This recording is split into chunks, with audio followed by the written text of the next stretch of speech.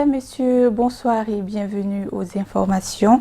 200 jeunes viennent de bénéficier d'une session de formation des diplômés en informatique initiée par l'association Soleil Étoile des jeunes de Kalabankoro. Cette session de 45 jours a démarré samedi dernier dans l'enceinte de l'école publique du dit quartier. Reportage Amadou Kamara et Karim Samaki.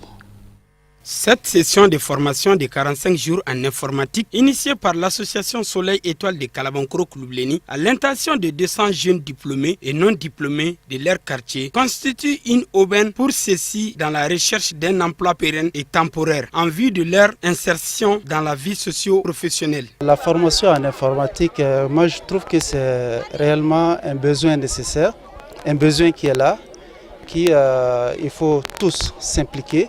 Ça fait, comme je l'ai dit dans l'allocution, ça fait 6 ans que nous exerçons dans ce domaine d'INTIC.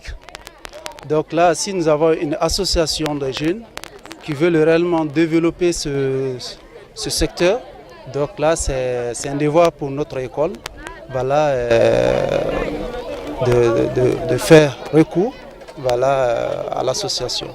Ces jeunes conscients des faits et hypothèques probables du futur pour les générations à venir ont pris cette initiative salvatrice de s'investir dans l'éducation et la formation en contribuant à amoindrir les effets de ces insuffisances, de ces inégalités. L'objectif de cette formation a été défini au fait par l'association qui a organisé. BME a été juste un sponsor. Je pense que c'est donner la chance aux jeunes, aux enfants d'avoir des cours d'initiation en informatique, sachant qu'aujourd'hui l'outil informatique, c'est un outil indispensable.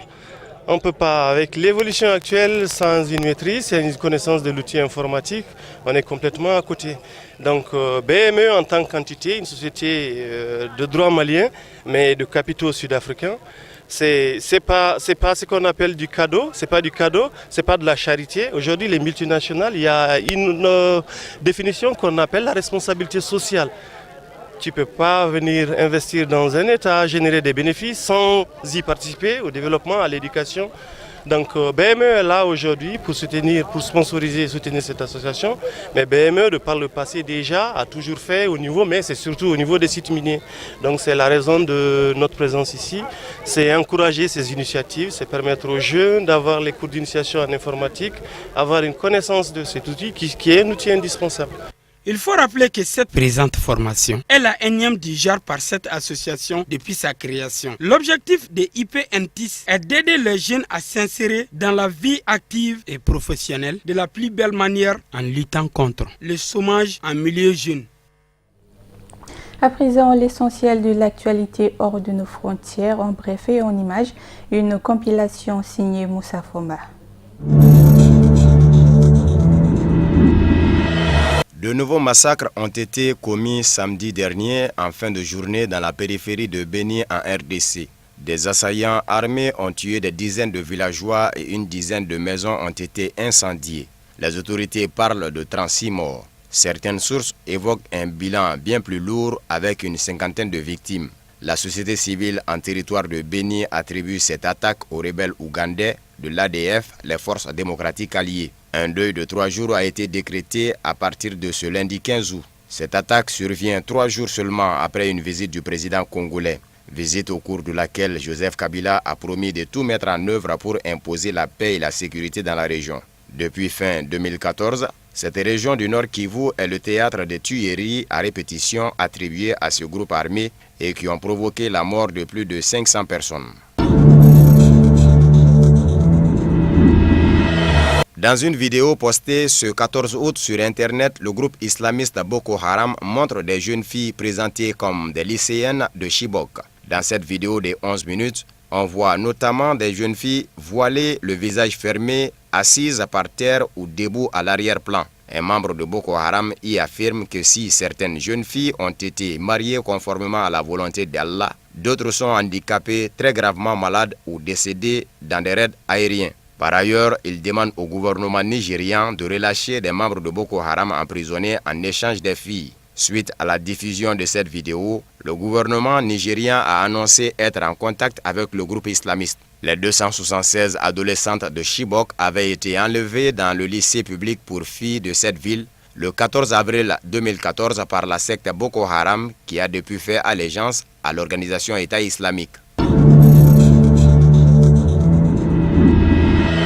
La campagne électorale pour la présidentielle gabonaise a été lancée ce week-end, le samedi 13 août 2016. Le scrutin à un seul tour doit se dérouler le 27 août prochain. En tout, 14 candidats sont en liste. Parmi eux, le président sortant Ali Bongo Ondimba. Il a réuni ce dimanche un meeting dans un stade de 45 000 places. Prenant le boxeur Mohamed Ali comme référence, il s'est montré prêt à supplanter ses adversaires tout en revendiquant sa naissance au Gabon. En effet, ses adversaires affirment qu'il est né au Nigeria avant d'être adopté par Omar Bongo Ondimba. De ce fait, il ne pourrait pas être président de la République gabonaise. Ils ont été déboutés de tous leurs recours. Ces différents adversaires, anciens proches du père et prédécesseurs d'Ali Bongo, Omar Bongo, au pouvoir pendant 41 ans jusqu'à sa mort en 2009, dénoncent une mainmise du pouvoir sur la campagne électorale.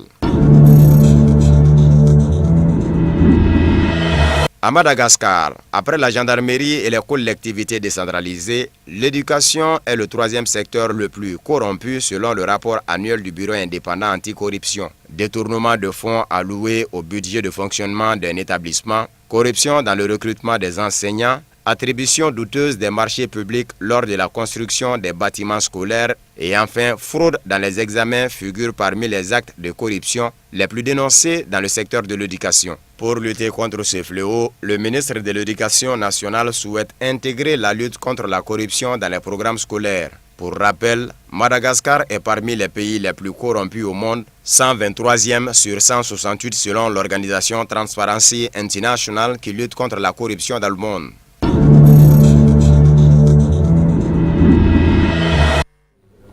Sport football, 11 créateurs messieurs et l'AS des dames ont remporté les finales de la Coupe du Mali en battant respectivement l'USFAS en dames et en messieurs.